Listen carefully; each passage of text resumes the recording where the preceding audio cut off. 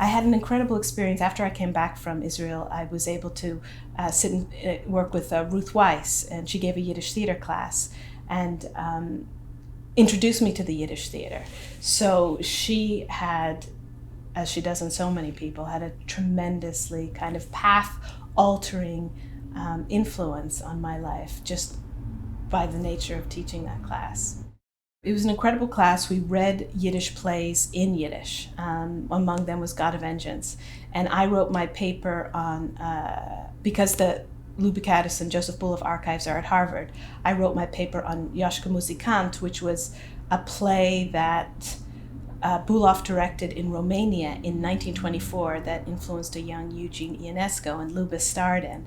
And I wrote this 30-page paper on it and all the different versions of it. They did it throughout their career, and I was just so impressed and moved by their story. It was so exciting. It was on-stage, off-stage, memories of a lifetime in the Yiddish theater. I read their memoirs, and there's a great Judaica librarian there named Charles Berlin, and he said, Mrs. Buloff is still alive, and I don't know how much longer she's going to be alive, probably not very long.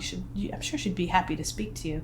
So I called her up and went to meet her, and I was expecting this frail, I took the bus to New York, this frail old woman on the brink of death, and I met one of the most vivacious, intelligent, beautiful people that I'd ever met in my life. She had an apartment on 40 West 67th Street that was like a salon from another time. It was lined with paintings by Blattes and Mani Katz and Rubin, who designed the sets for Yoshka Muzikant, the Israeli painter.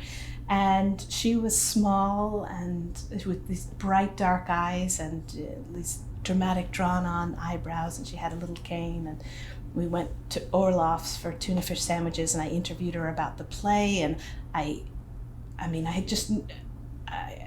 was asking her very specific questions about, people she hadn't talked about in decades, and she came alive remembering these tremendous friendships that she had as, a member of the Vilna Troupe, the company that her father founded. And so a great friendship was born at that moment.